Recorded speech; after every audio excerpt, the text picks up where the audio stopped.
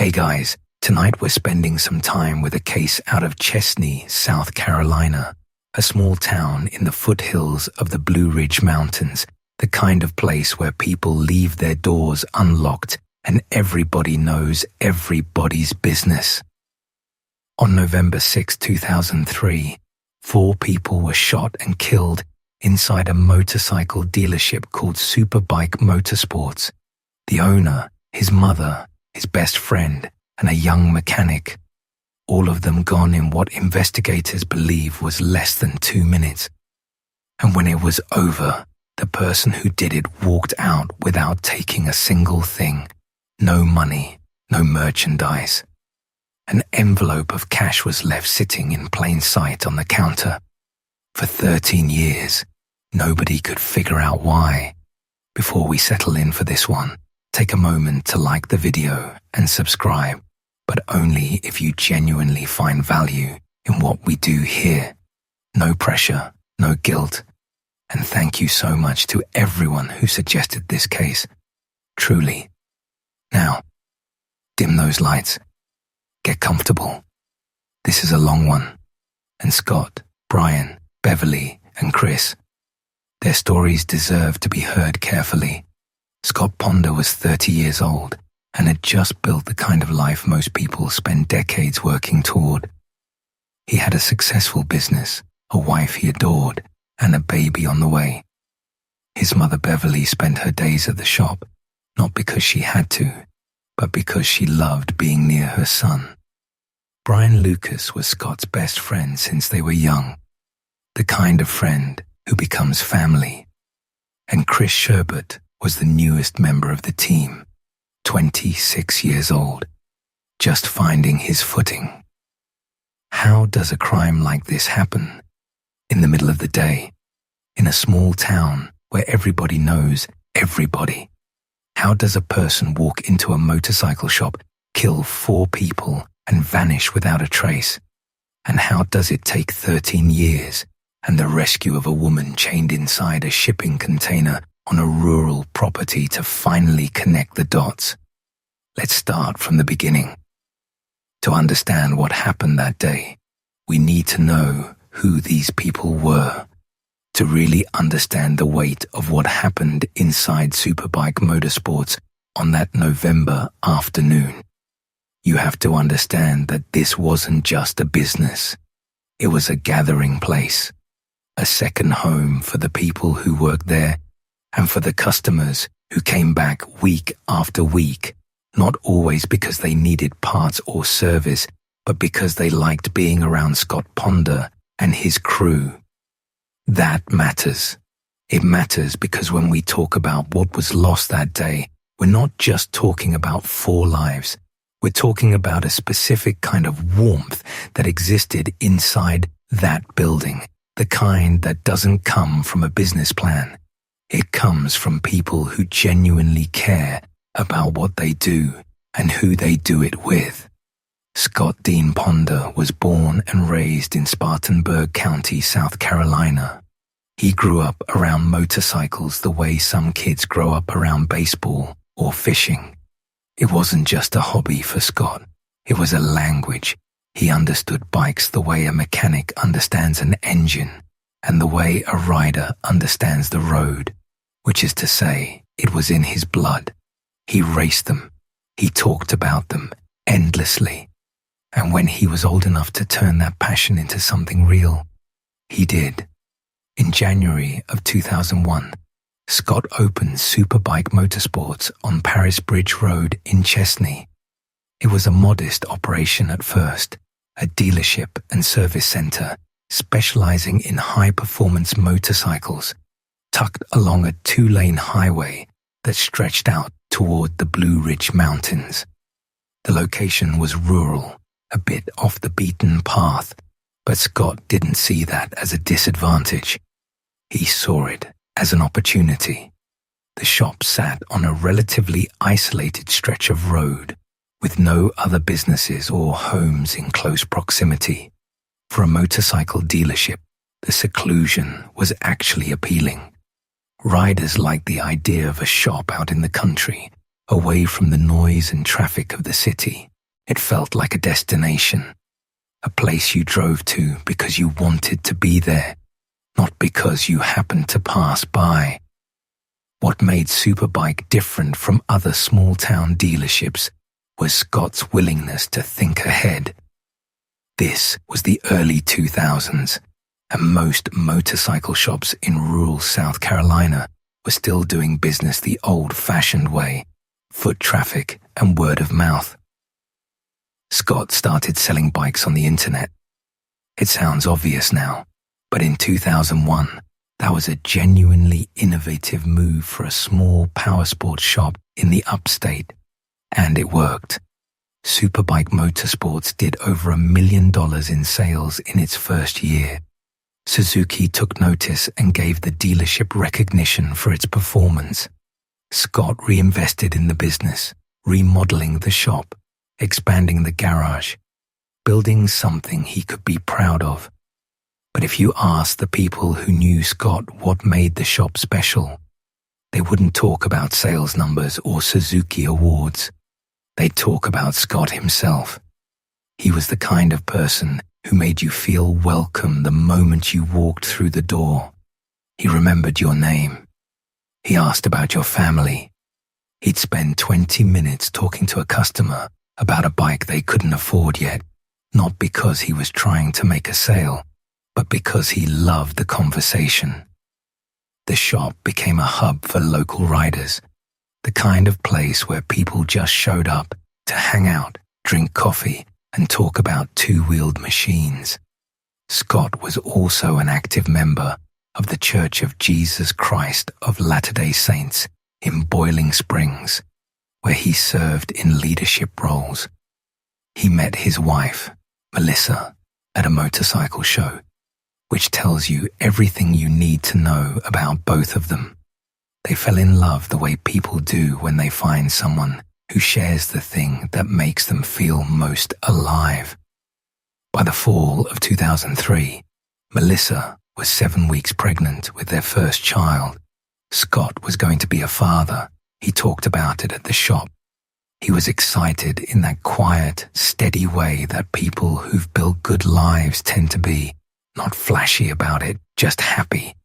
You're standing in a Suzuki dealership in upstate South Carolina in the early 2000s. The floor is polished concrete and the walls are lined with posters of sport bikes leaning into curves at impossible angles. There's a faint smell of motor oil and new rubber. A radio is playing somewhere in the back. Scott Ponder is behind the counter filling out paperwork on a sale, his handwriting careful and precise. His mother is somewhere nearby, maybe coming back from a supply run, maybe tidying up a display. Brian Lucas is walking a customer through the showroom, pointing out the differences between two models. And Chris Sherbert is in the service bay, bent over a bike, focused on whatever piece of machinery needs his attention today. It is an ordinary Thursday afternoon. The sun is still up. There's nothing about this moment that suggests it is about to become the last. Brian Thomas Lucas was Scott's best friend. They had known each other for years, bonded over a shared love of motorcycles that went deeper than most friendships. When Scott opened Superbike Motorsports, he didn't have to think twice about who he wanted running the service side of the operation.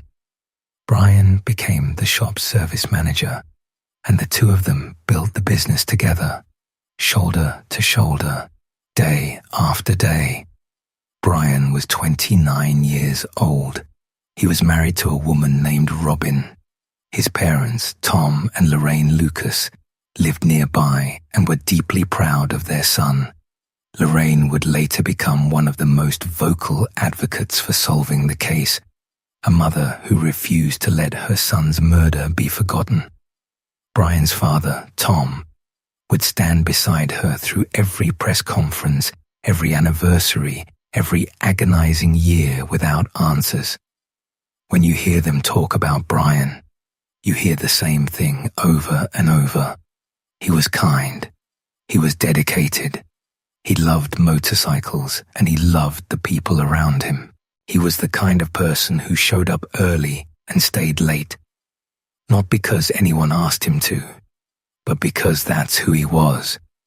Brian's sister, Catherine Lucas Guy, would later describe her brother in a courtroom, looking directly at the man who killed him. But that comes later in this story. For now, what matters is that Brian Lucas was a good man who spent his days doing work he loved alongside his best friend. Beverly Elaine Guy was 52 years old, and she was Scott Ponder's mother. She had remarried a man named Terry Guy, who would carry the weight of her loss for the rest of his life. Beverly didn't have a formal title at the shop. She wasn't on the payroll in any traditional sense. She was just there, the way mothers are. She ran errands. She helped with the books. She kept the place organized. But mostly, she came to Superbike Motorsports because her son was there, and being near her son made her happy. If you've ever had a parent who showed up just to be around you, not because they needed something from you, not because you asked, but because your presence was enough, then you understand Beverly Guy.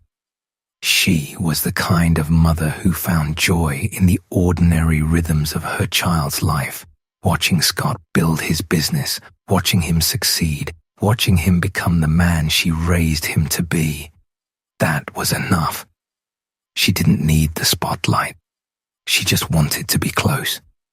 Terry Guy, Beverly's husband and Scott's stepfather, would later describe the years after the murders as a living hell. He struggled with depression. He struggled with anger. He struggled with the simple, brutal fact that the person he loved most in the world had been taken from him for no reason anyone could explain. Years later, in a courtroom, he would say that if Beverly were still alive, she would forgive the man who killed her. That tells you something about the kind of woman she was. Christopher Michael Sherbert was 26 years old. Friends called him Shuby. He was the newest member of the Superbike Motorsports team, a mechanic who had only been working at the shop for a short time. Not much has been written about Chris's personal life compared to the other victims, and that's something worth pausing on, because every person in this story was a full human being with their own history, their own relationships, their own future that was stolen from them. Chris was young. He had his whole life ahead of him. He was good with his hands, and he knew his way around an engine. He showed up to work, did his job, and went home. There was nothing complicated about his life at Superbike Motorsports. He was just a young man earning a living, doing something he was good at. After the murders, small-town rumors would swirl about Chris having connections to the drug world. His stepfather, Terry Guy, would acknowledge that Chris was supposed to appear in court the following Monday, and some people speculated that the murders might have been connected to whatever legal trouble Chris was facing. Investigators chased that lead thoroughly. They found nothing to substantiate it. Chris Sherbert was not killed because of drugs. He was killed because he happened to be standing in the wrong building on the wrong day, in the path of a man whose capacity for violence was far greater than anyone in Chesnee, South Carolina, could have imagined. These were the 4 people inside Superbike Motorsports on November 6, 2003. A business owner building his dream, his best friend who helped him build it, his mother who came to watch, and a young mechanic who was just starting out. 4 people who by every account were decent, hard-working, and loved by the people around them. 4 people who deserved to go home that night. Brian Lucas was also a family man. He was married to Robin, and his parents lived close by. The Lucas family was tight-knit in the way that families in the rural South often are, connected by geography and history and the simple fact of showing up for each other year after year.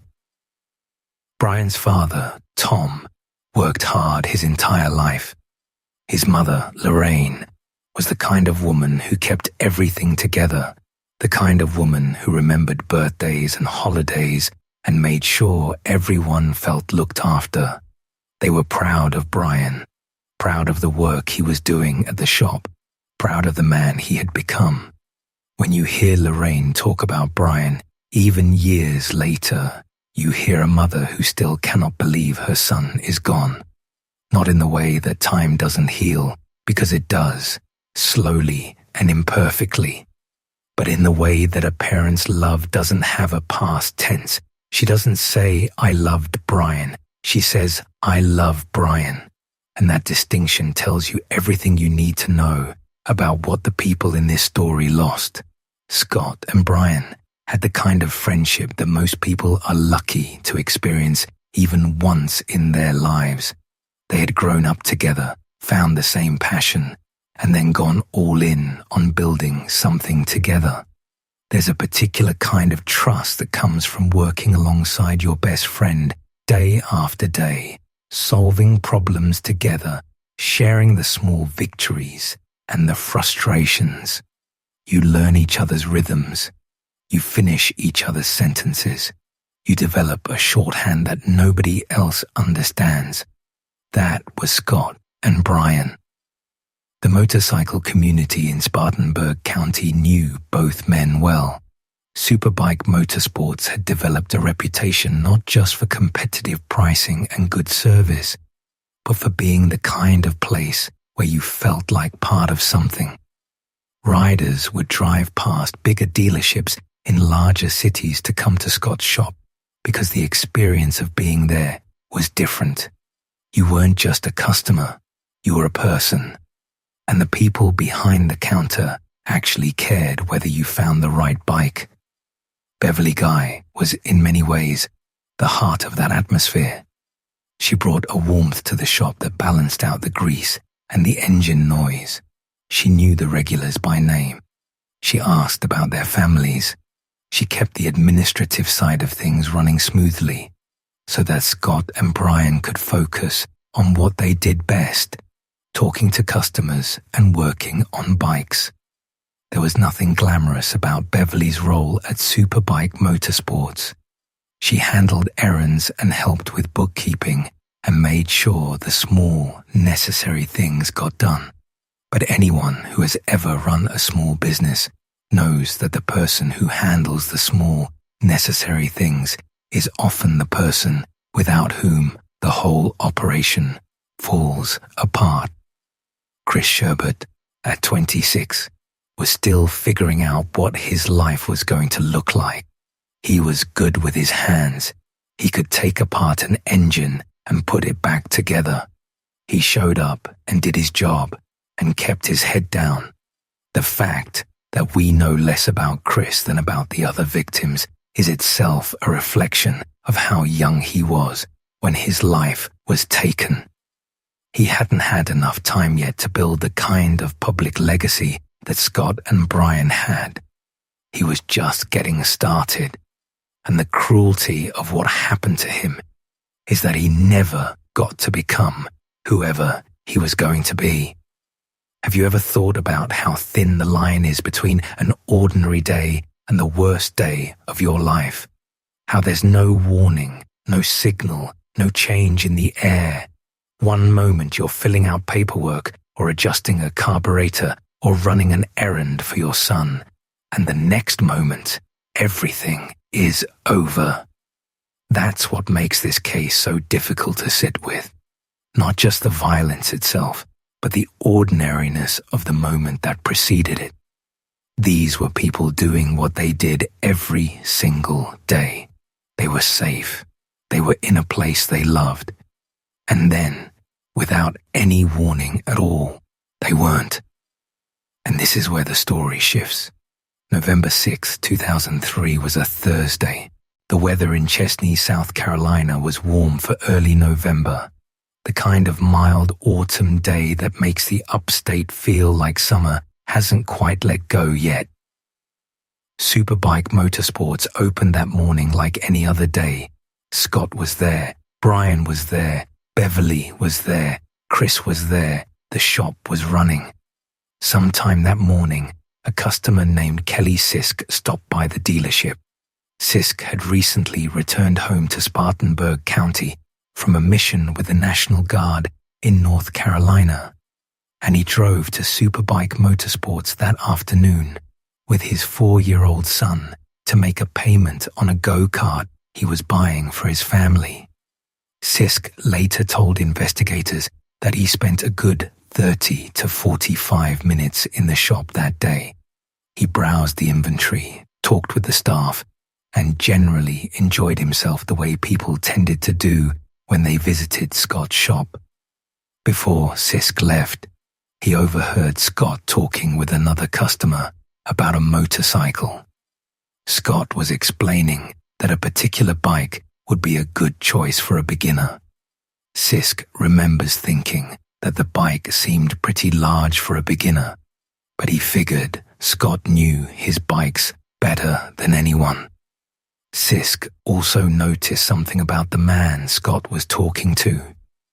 He was wearing a jacket, which struck Sisk as odd given how warm the day was. It was the kind of detail that wouldn't mean anything at the time, but would become significant later. Sisk left the shop with his son. By the time he got home, the news of what had happened at Superbike Motorsports was already spreading. The last person known to have contact with the victims before the shooting was Scott's friend, Noel Lee. Lee called the shop that morning to ask if he could stop by and hang out for a while. This was not unusual. People called Scott's shop the way people call a friend's house, just to check in, just to see if it was a good time to come by. Scott told Noel to come on over. It took Noel less than 10 minutes to drive to the dealership after making that phone call. When he pulled into the parking lot of Superbike Motorsports, he saw Scott and Brian lying on the ground near the entrance to the building. They were in a pool of blood. At first, Noel thought they were playing a joke on him. That's worth sitting with for a moment. He thought his friends were pranking him. He told them to get up. He nudged Brian with his foot. And then the reality of what he was looking at hit him. The two men were not moving. They were not breathing. There was blood everywhere. Noel went inside the dealership to call 911, and that's when he found the other two. Beverly Guy was on the floor near the bathroom, as though she had been coming out of the restroom when she was shot, and Chris Sherbert was slumped over a motorcycle in the service bay, bent forward in a way that suggested he had been working on the bike when the bullet struck him. He looked, at first glance, like a mechanic absorbed in his work, but he wasn't working. He was dead. Noel Lee's 911 call would later be released to the public. On the recording, you can hear the confusion and the horror in his voice. He tells the dispatcher that apparently everybody has been shot. He says he thought they were playing a prank on him because they were prone to doing that.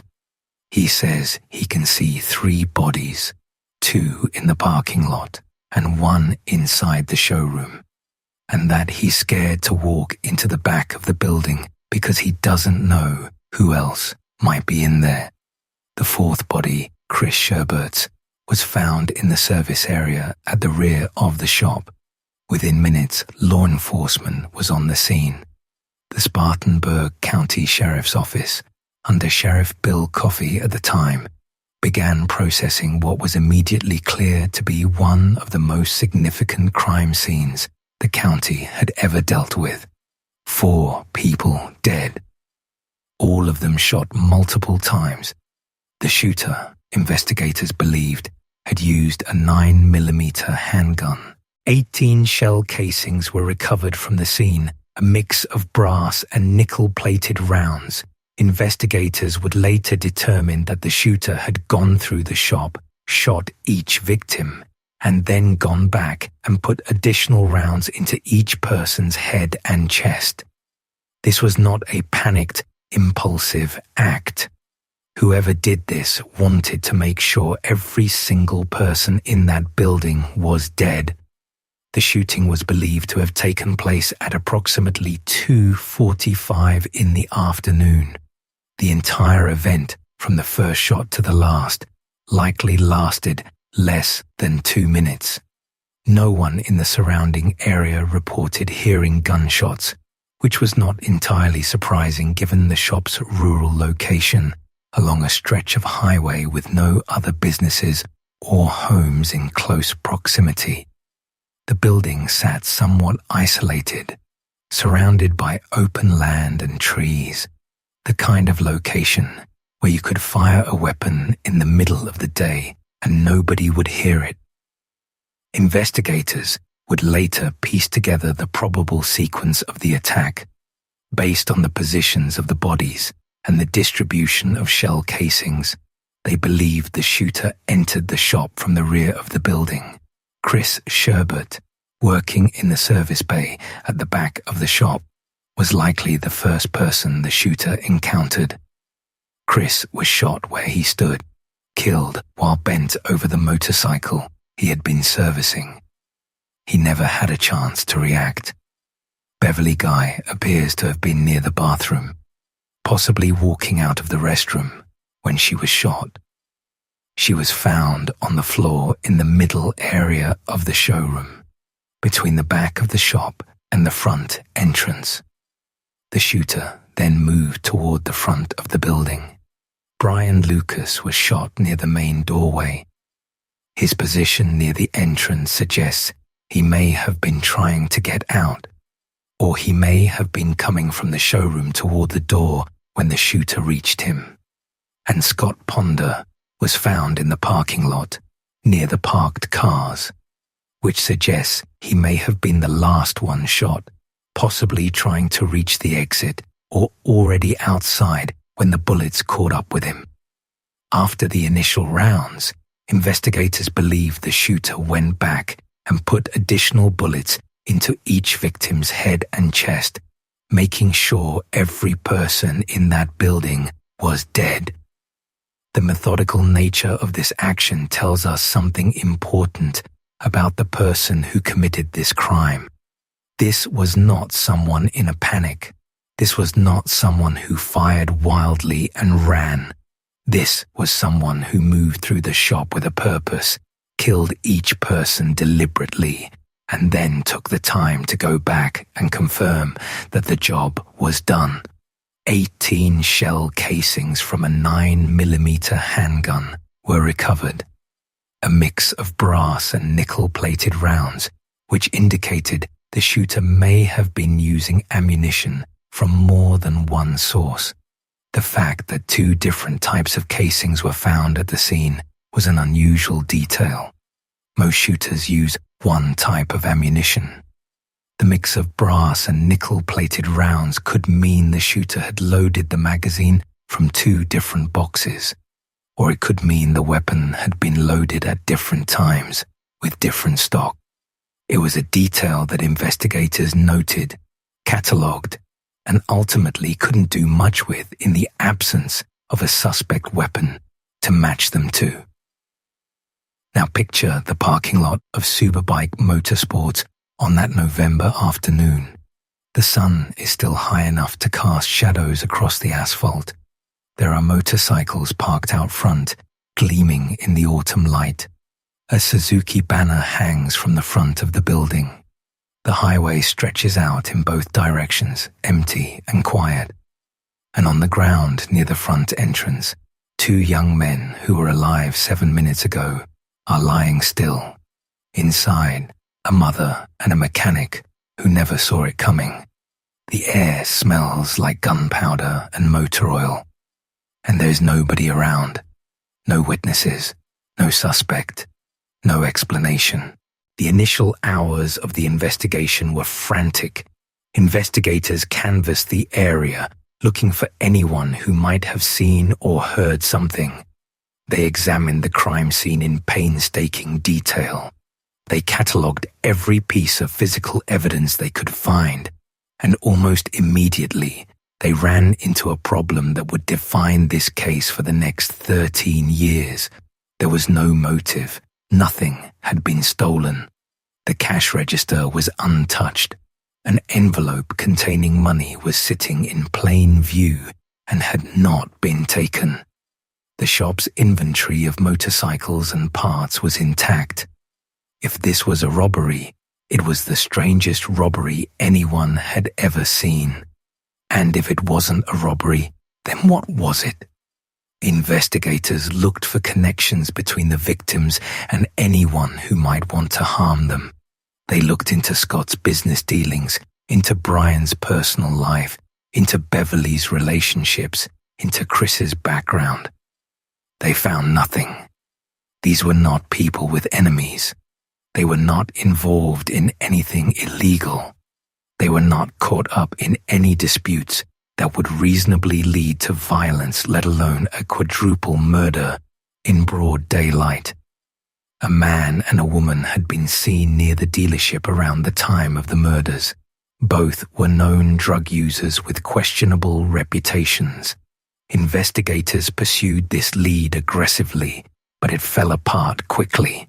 If two addicts had committed this crime, looking for money or drugs, why had they left behind the cash? Why had they taken nothing? The theory made no sense, and it was abandoned. The shop had been a success. Superbike Motorsports had won recognition from Suzuki that very year. Scott was expanding the business. There was no financial trouble, no failing enterprise that might have generated the kind of desperation that leads to violence. Everything about the scene pointed to something deeply personal or deeply random, and investigators couldn't determine which. The crime became known locally as the Superbike murders, and it cast a shadow over Chesnee and the broader Spartanburg County community that would last for over a decade. 4 people killed in the middle of the day in a place that felt safe, and no one could explain why. That kind of thing changes a town. It makes people lock their doors. It makes them look over their shoulders.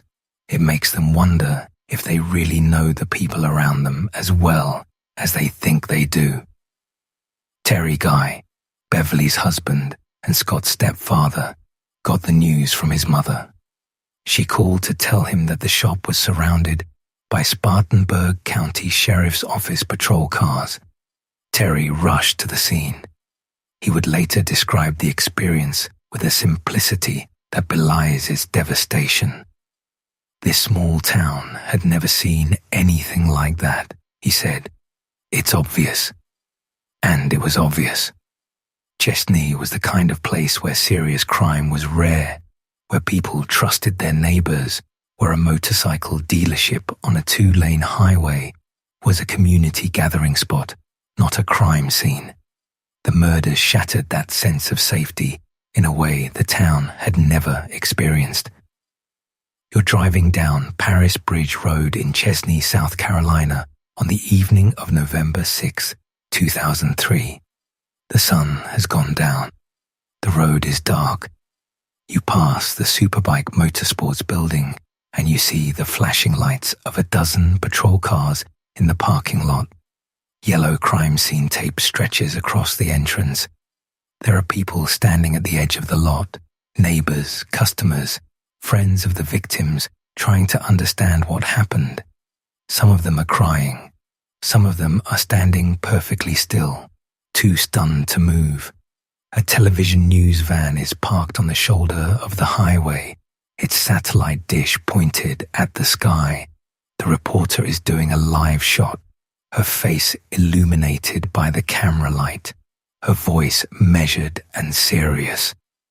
4 people have been found dead at a motorcycle dealership in Chesnee, she says, and you realize that the place you've been driving past for years, the place where you bought your first bike or brought your son to look at go-karts or just stopped in to talk to Scott, is now a place where 4 people were murdered, and nobody knows why. The news spread through Spartanburg County the way bad news always does in small communities, quickly and unevenly. Some people heard from family members, some heard from neighbors, some saw it on the evening news. Each person who learned about the murders went through their own private version of the same disbelief.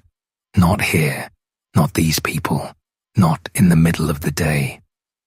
For Melissa Ponder, the news was the beginning of a nightmare that would extend far beyond the loss of her husband.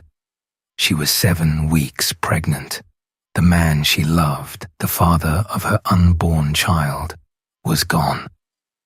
And in the weeks and months that followed, she would not only have to grieve Scott's death, but navigate an investigation that, through a series of errors, would temporarily make her a suspect. We'll get to that. But for now, in the immediate aftermath of November 6, 2003, Melissa Ponder was a pregnant widow with no answers and a future that had been rewritten in the span of a few minutes. For Tom and Lorraine Lucas, the news was equally devastating.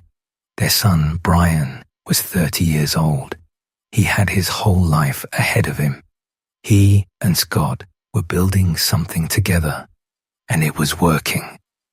And now Brian was gone, and the only thing his parents knew was that he had been shot to death in the parking lot of the business he loved. The questions that would consume them for the next 13 years had already begun. Who did this? Why? The investigation moved quickly in those first hours, but the initial momentum would prove deceptive. Investigators processed the crime scene, collected evidence, and interviewed everyone they could find. But from the very beginning, the case presented a problem that would prove nearly impossible to solve through conventional means. This was not a crime that made sense. It did not follow the logic of robbery or revenge or jealousy or any of the other motives that typically explain why one person kills another. 4 people were dead and the reason why was completely invisible. And this is where the investigation begins. A long, frustrating, heartbreaking investigation that would stretch across 13 years, ruin lives, chase dead ends, and ultimately require the most unlikely sequence of events imaginable to finally produce an answer. Let's talk about what investigators did next and what went wrong along the way. In the weeks and months following the Superbike murders, the Spartanburg County Sheriff's Office pursued every lead they could find. Investigators interviewed dozens of people connected to the victims, to the shop, and to the surrounding community. They ran the 18 shell casings through ballistics databases. They sent evidence to labs across the country. They released composite sketches to the public. They appeared on television programs, including segments on America's Most Wanted and later Unsolved Mysteries, hoping that national exposure would shake something loose. And for a very long time, none of it worked. Police also interviewed the last person to see all 4 victims alive before the shooting. This was a customer who had been in the shop in the minutes before the attack. He told investigators that there was a man in the dealership who seemed out of place. The man had been asking about a motorcycle, but he spoke in a way that suggested he knew very little about bikes. The customer found this odd because people who walk into a high-performance motorcycle dealership typically know what they're looking for. This man didn't. He was asking basic questions about a model, questions that a genuine buyer would already know the answers to, and the customer noticed that Scott Ponder had been filling out paperwork on a sale, but had not yet written in the customer's name. The paperwork was found after the murders, incomplete. The witness also recalled that Scott had told the man something along the lines of, "This is a good beginner's bike," which the witness found unusual because the bike in question seemed too large for a beginner. The interaction was polite, but something about the man's demeanor was off. The witness left the shop and drove home. By the time he arrived, the news was breaking. This witness's account was the closest thing investigators had to a description of the killer. A man who didn't know much about motorcycles, who was wearing a jacket on a warm day, whose behavior was off-putting in ways that were hard to articulate. It wasn't much, but it was all they had. Investigators worked with the witness to produce a composite sketch of the man.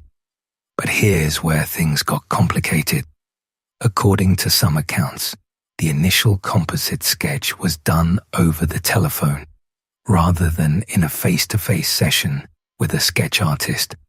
If that's accurate, it would be a significant investigative shortcoming, because composite sketches depend on subtle back and forth between the witness and the artist, the kind of nuanced communication that doesn't translate well over the phone. The sketch was released to the public, but no one came forward to identify the man. Years later, a new sketch would be produced with the same witness and Sheriff Chuck Wright, who had inherited the case from Sheriff Coffey. Wright called the updated sketch their strongest lead. But by that point, so much time had passed that the usefulness of any composite was limited. People's appearances change, memories fade. And whoever the man in the jacket was, he had been living his life somewhere out there for years, undetected and apparently untroubled by what he had done. Have you ever wondered what it would be like to carry a secret that enormous? To walk through your daily life, going to work, buying groceries, having conversations with neighbors, all while knowing that you had killed 4 people in a motorcycle shop and gotten away with it. That question would haunt this case for over a decade. The investigation took another painful turn when detectives began looking at the victims' families, specifically Scott Ponder's widow, Melissa. This is standard practice in homicide investigations. Spouses and significant others are always examined early in the process. Melissa cooperated with investigators. She came to the station multiple times in the months following the murders. She answered their questions. She did what she was asked to do. And then something happened that would compound the tragedy of this case in a way that's difficult to forgive. After Scott Jr. was born, Melissa brought the baby to the police station during one of her visits. During the visit, she changed the baby's diaper. The diaper was collected by investigators without Melissa's knowledge and sent to a laboratory for DNA testing. DNA samples had been taken from all 4 victims at the crime scene. When the lab compared the DNA from the baby's diaper to the samples from the crime scene, the results showed that Brian Lucas, not Scott Ponder, was the baby's father. This finding, if accurate, would have suggested an affair between Melissa and Brian, which could have provided a motive for the murders. A love triangle gone wrong, a jealous husband, or a jealous friend, or something darker.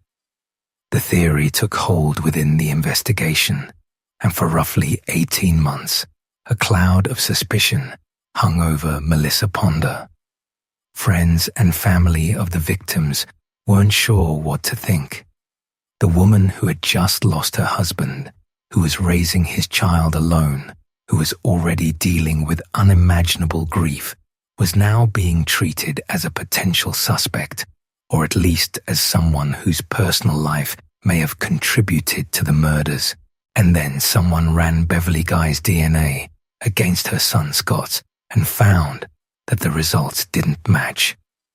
Beverly, who was Scott's mother, should have shared DNA with him. The fact that her sample didn't match triggered a review of the entire process, and that's when investigators realized what had happened. Scott's and Brian's DNA samples had been mixed up at the crime scene. The two men had been found lying next to each other in the parking lot, and somewhere in the chaos of processing a quadruple homicide, their samples had been switched. Scott Ponder was the father of Melissa's baby. He had always been the father.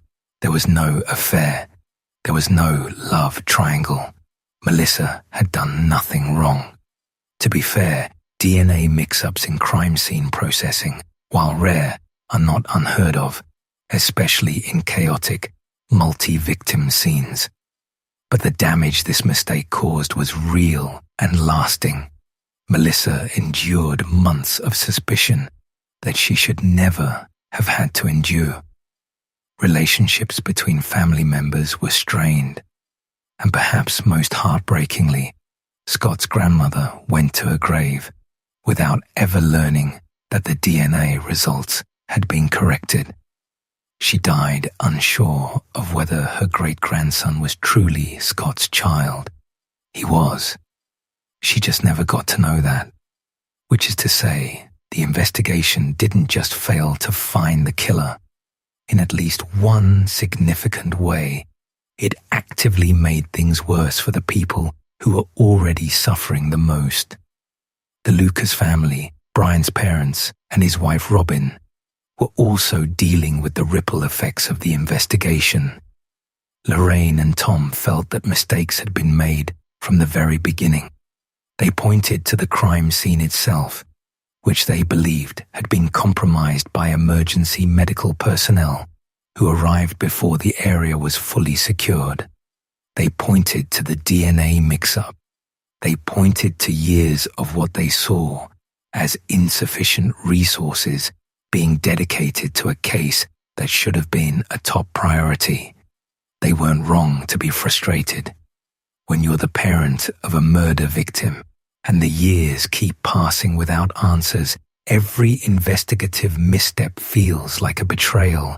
Every dead end feels like the system telling you that your child's life didn't matter enough. Robin Lucas Olson, Brian's wife at the time of the murders, took a different approach. Rather than criticizing the investigation publicly, she appealed directly to the community. If you know something, please come forward. If you saw something that day, please tell someone. It was a simple, dignified plea, and it reflected a truth that everyone connected to the case understood. The only way this case was going to be solved was if someone talked. The physical evidence had been processed.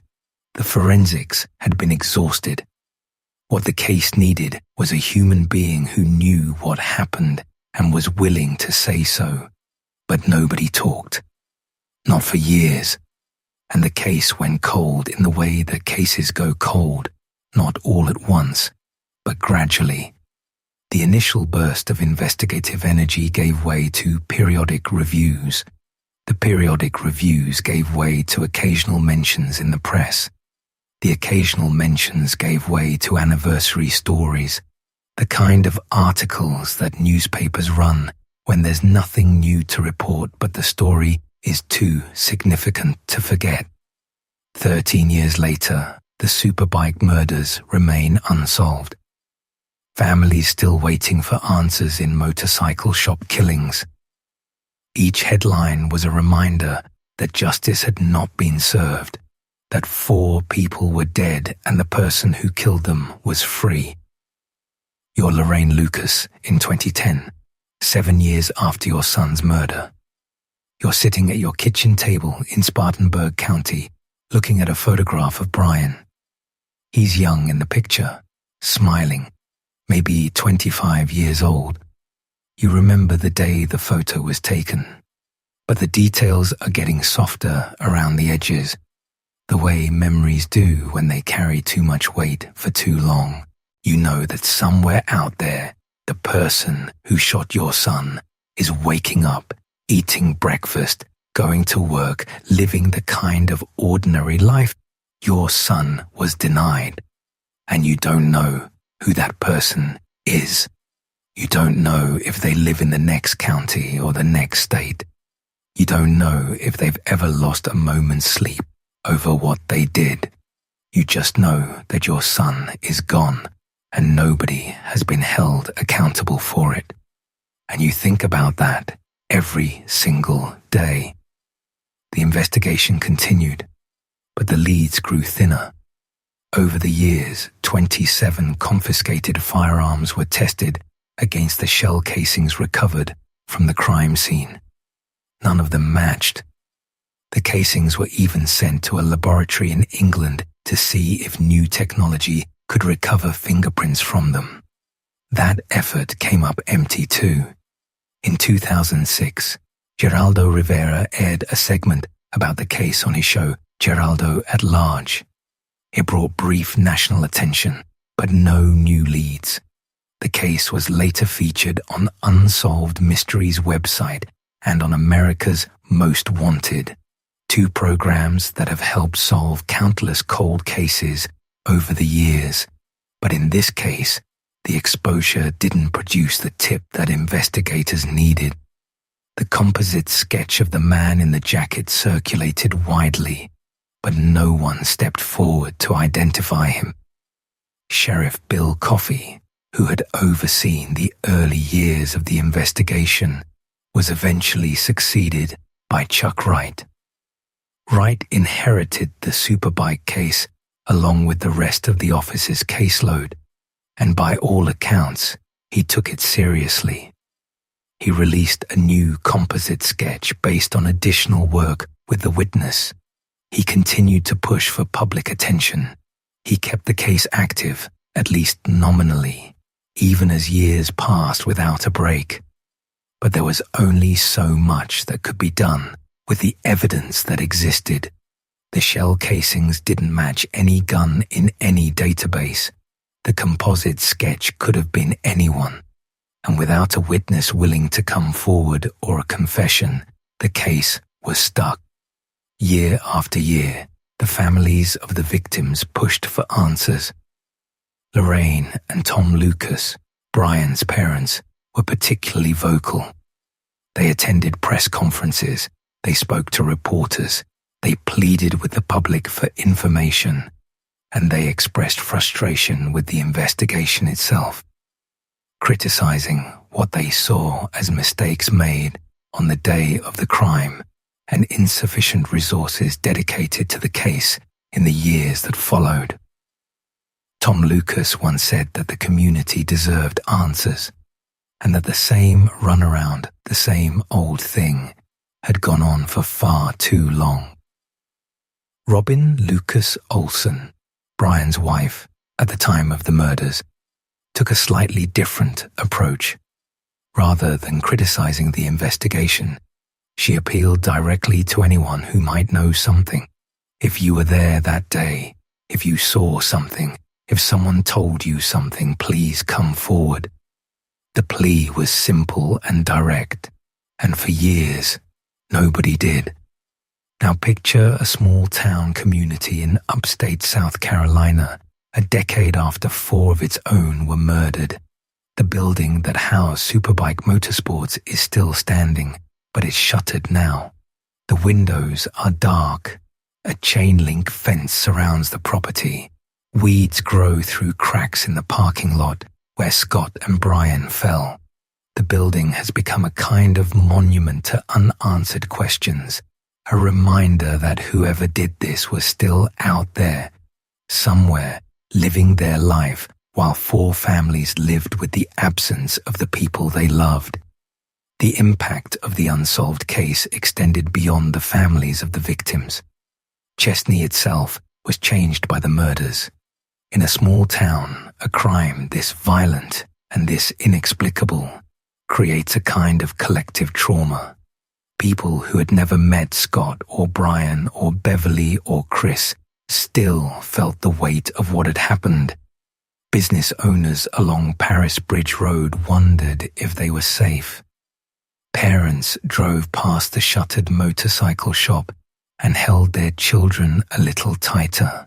The murders became part of the town's identity in a way that nobody wanted, but nobody could escape. There were also the lingering questions about the investigation itself that troubled the community. Some people felt that the Spartanburg County Sheriff's Office had not done enough. They pointed to the evidence processing mistakes, the composite sketch that may have been done over the phone, the years that passed without a major break. Others defended law enforcement, noting that the case presented genuinely unusual challenges. There were no witnesses. There was no clear motive.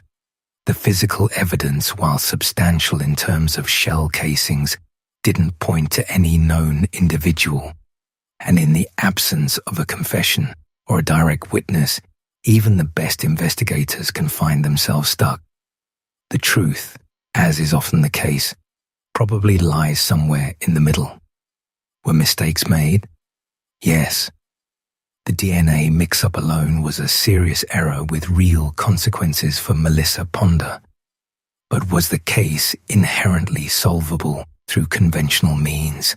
That's less clear. Some crimes resist investigation. Some murders happen in ways and for reasons that don't leave the usual trail of evidence. The Superbike murders may have been one of those cases, a crime that was always going to require either a confession or an extraordinary circumstance to solve. What the case needed was luck. The dark, awful kind of luck that comes when one tragedy collides with another. And in November of 2016, that's exactly what happened. Every November 6th, the anniversary brought the case back into public attention.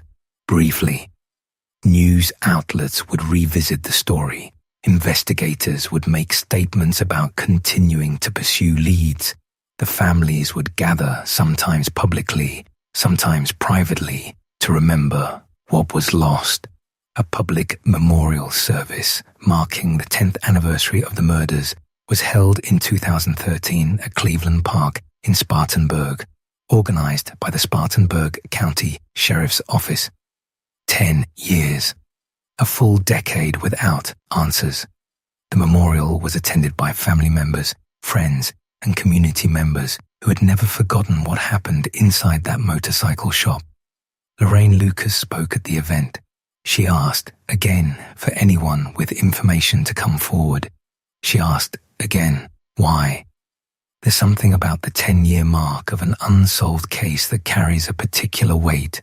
At 5 years, there's still hope that the investigation is active, that a breakthrough might come at any time. At 10 years, the reality sets in that this case may never be solved, that the person who did this may live and die without ever being held accountable, that the families may have to accept not knowing as their permanent condition.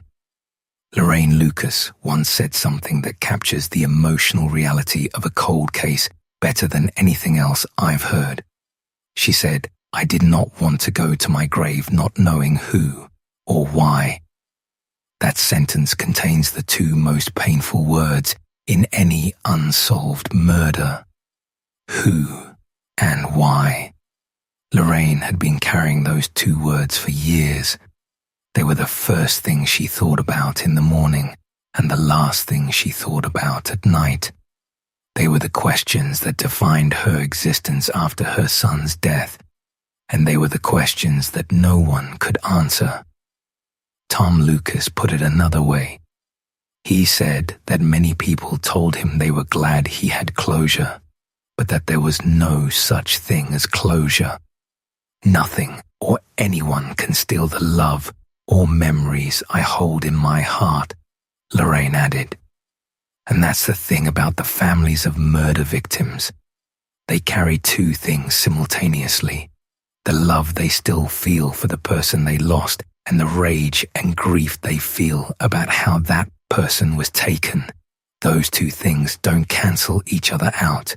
They coexist every day for the rest of their lives. The case was, by all meaningful measures, cold. Not forgotten, but cold. The kind of case that sits in a filing cabinet, waiting for a new lead, a new technology, a new confession, something that nobody could predict. And that something, when it finally came, would arrive from the most unlikely direction imaginable. It would come from a missing couple, a 95-acre rural property, a shipping container, and a man who had been living a double life so convincing that the people around him had no idea what he was. And this is where the story takes a turn that nobody expected. To understand how the Superbike murders were eventually solved, we need to step away from Chesnee, South Carolina for a while. We need to go back further, and we need to talk about a man whose life, from the very beginning, was defined by violence, entitlement, and an inability to process even the smallest perceived slight without turning to rage. Todd Christopher Samsel was born on March 7, 1971, in Fort Lauderdale, Florida. His parents divorced when he was 2 years old, and his mother, Regina Tague, gained custody. She remarried not long after the divorce, and when Todd was about 5, his stepfather adopted him, legally changing the boy's surname to Kohlhepp. The family moved frequently during Todd's early years, from Florida to Georgia to the upstate region of South Carolina. By most accounts, Todd's childhood was marked by instability, emotional neglect, and persistent behavioral problems that surfaced long before he committed any violent crime. From a very young age, Todd Kohlhepp was different. Teachers and counselors documented his behavior repeatedly. In nursery school, he was aggressive toward other children and frequently destroyed their belongings. He reacted with disproportionate anger to routine situations. He struggled to form friendships. He exhibited cruelty toward animals, a pattern that would be flagged in later psychological evaluations as one of the earliest warning signs of a personality capable of serious violence. His relationship with his stepfather was deeply unhealthy. Todd resented the man and often expressed a desire to live with his biological father, whom he had not seen in years. The stepfather, Carl Kohlhepp, was described by Todd as abusive and overly strict. Whether that characterization is accurate or whether it reflects Todd's inability to tolerate any form of authority is difficult to determine at this distance. What is clear is that by the time Todd was a teenager, the people around him recognized that something was deeply wrong. He wasn't just a troubled kid. He was a kid who seemed incapable of empathy, who viewed other people's feelings as irrelevant, who responded to perceived slights with rage that was wildly disproportionate to whatever had provoked it. A psychological evaluation conducted during his juvenile case would later note that he had been impulsive, explosive, and preoccupied with sexual content since before the age of 9. That's worth pausing on. Before he was 9 years old, professionals had already identified the behavioral patterns that would define his adult life. His mother, Regina, relocated the family multiple times during Todd's childhood, moving from Florida to Georgia to South Carolina. The constant changes, the instability, the revolving door of homes and schools, all of it compounded the problems that were already present. And when Todd, was around 12 years old, a decision was made that would have consequences nobody could have foreseen. He was sent to live with his biological father in Tempe, Arizona. Around the age of 12, Todd was sent to live with his biological father in Tempe, Arizona. The hope, presumably, was that a change of environment and the presence of his biological father might stabilize the boy. It didn't work. Todd's father was frequently absent, preoccupied with his own social life, and the move only deepened Todd's sense of abandonment and resentment. He was academically capable. His IQ was later measured at 118, which is above average, but emotionally, he was volatile and dangerous. He developed what psychologists would later describe as an entrenched belief that the world owed him something, that he was being mistreated, and that his perceived hardships justified whatever response he chose. On November 25, 1986, when Todd Kohlhepp was 15 years old, he kidnapped a 14-year-old girl in Tempe, Arizona. Her name was later reported as Christy Granado. She was a neighbor. He threatened her with a .22 caliber revolver. He brought her back to his home. He tied her up, taped her mouth shut, and sexually assaulted her. Afterward, he walked her home and threatened to kill her and her entire family if she told anyone. She reported the assault. Kohlhepp was arrested and charged with kidnapping, sexual conduct with a minor, and sexual assault. The case was transferred out of the juvenile system because, as the judge noted, the offenses had been committed in an aggressive, violent, obviously premeditated, and willful manner. The judge also wrote something prophetic. He said that Kohlhepp was very bright and should be advanced academically, but was behaviorally and emotionally dangerous, and likely could not be rehabilitated. The judge's assessment went further. Court records described Kohlhepp as a child who, at less than the age of 9, had been impulsive, explosive, and preoccupied with sexual content. Those words, written when Kohlhepp was still a teenager, would turn out to be among the most accurate assessments anyone ever made about him. Kohlhepp's probation officer added another observation that would prove equally prescient. He wrote that Kohlhepp felt the world owed him something. That sense of entitlement, that belief that he deserved more than life was giving him, and that other people's behavior toward him justified whatever response he chose, would become the through line of his entire criminal history. It would be the reason 4 people died in a motorcycle shop. It would be the reason a young couple was murdered and buried on his property. It would be the reason a woman spent 65 days chained inside a shipping container. In 1987, Kohlhepp pleaded guilty to kidnapping. The other charges were dropped as part of the plea deal. He was sentenced to 15 years in prison. He served 14 of them. During his imprisonment, he was initially cited for violent behavior, but after turning 20, his disciplinary record was clean. He earned a college education while incarcerated, completing 2 degrees, one in computer science and one in business administration. His defense attorney in the Arizona case would later say that he did not believe, at the time, that his client would go on to harm others in the future. He was wrong. Todd Kohlhepp was paroled on November 24, 2001. He was 30 years old. He paid a $100 restitution fee to the state of Arizona. He registered as a sex offender in South Carolina, as required by law, and moved to Spartanburg County. Reintegration was not easy. His felony record limited his employment options. He found work initially as a graphic designer at a firm called Seven Sons and Company, and he began, slowly and deliberately, to build a new identity for himself. one that bore almost no resemblance to the person his juvenile records described.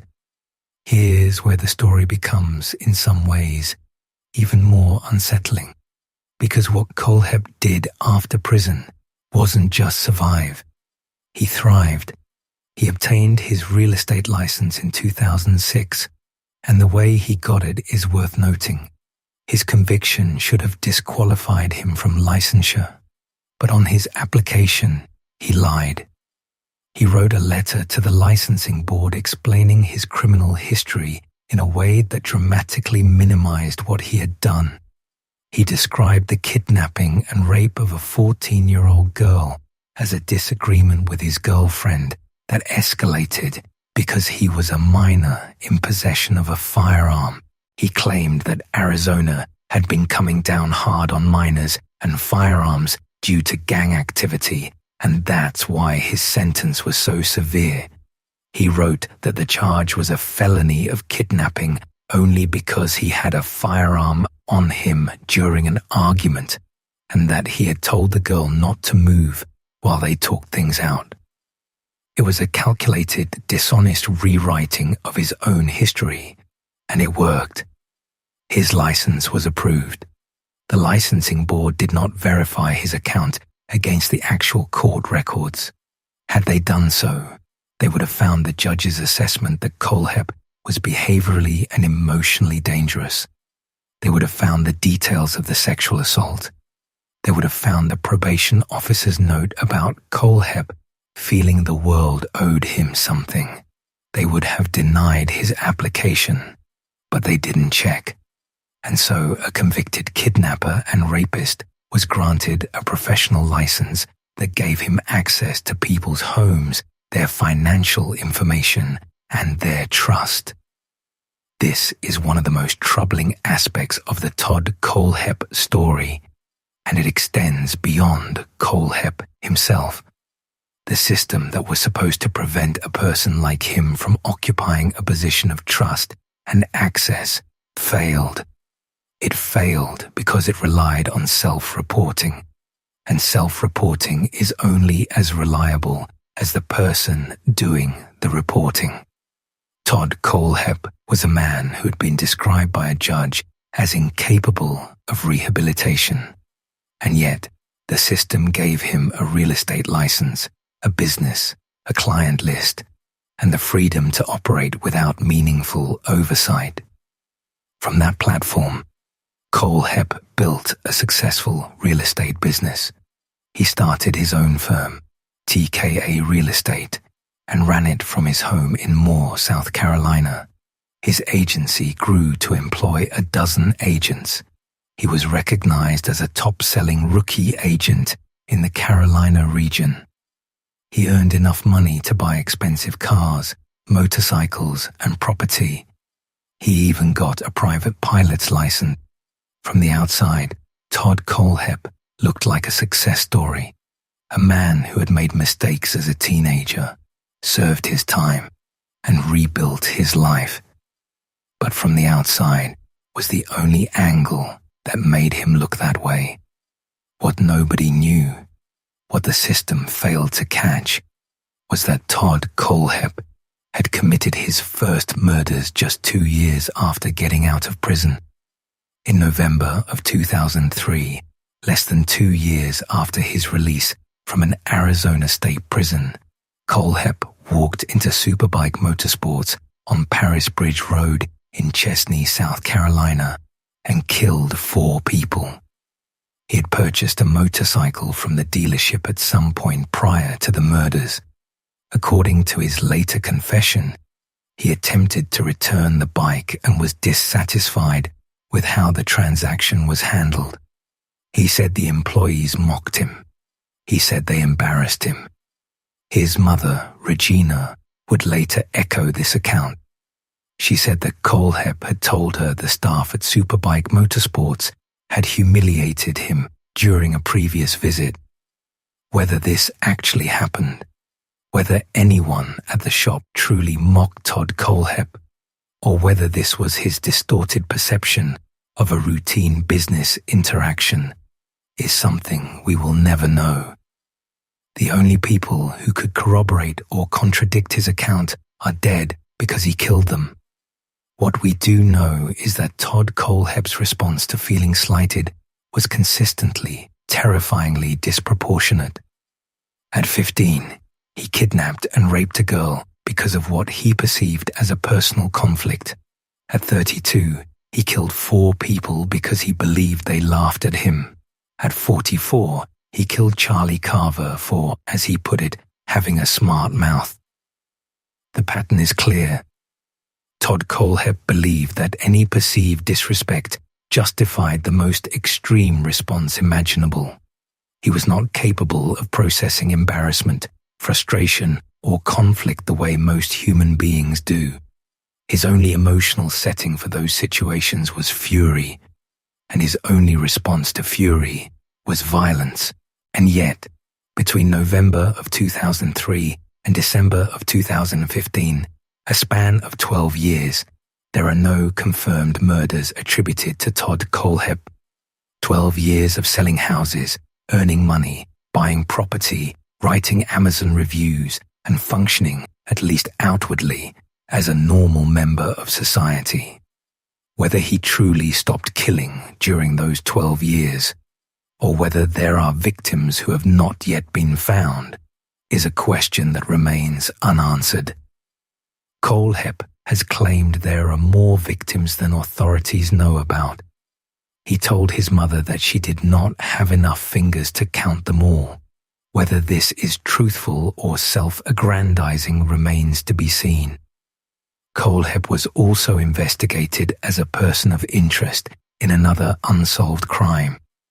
In November 2016, police in Greer, South Carolina, announced that they were looking at Kohlhepp in connection with an unsolved 2003 bank robbery and triple homicide at the Blue Ridge Savings Bank, which had taken place 6 months before the Superbike murders. 3 people were killed in that crime, shot to death in the middle of the day in a manner that bore similarities to the motorcycle shop killings. However, no definitive link between Kohlhepp and the bank murders was ever established.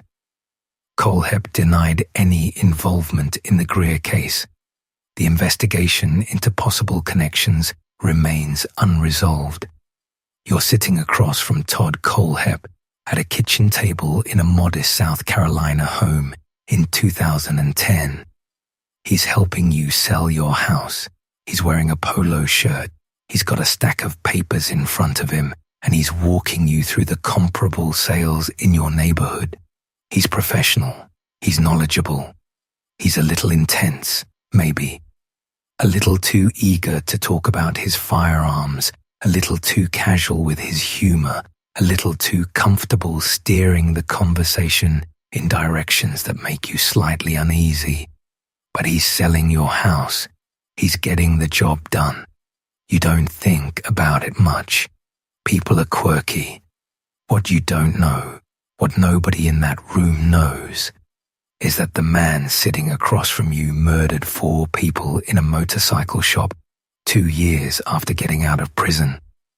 You don't know that he keeps guns illegally, that a man named Dustin Lawson bought at least 12 firearms and 5 silencers on his behalf between 2012 and 2016 because Kohlhepp, as a convicted felon, couldn't pass a background check. You don't know that in May of 2014, he purchased nearly 100 acres of rural land in Woodruff, South Carolina for over $300,000 and then spent $80,000 fencing the entire property. You don't know what that fence was for. There were signs that something was off with Todd Kohlhepp. Customers filed complaints about erratic behavior. He reportedly watched inappropriate content on his work computer and made strange comments to clients. He talked about his guns too often and too casually. He made jokes that skirted the edge of threatening.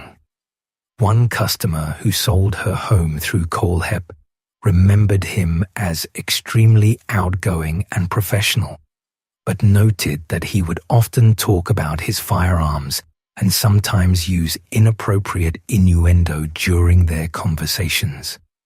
Another customer filed a complaint after an interaction that left them genuinely unsettled, though not enough to call the police. It was always that way with Kohlhepp. He was just strange enough to make people uncomfortable, but not strange enough to make them afraid.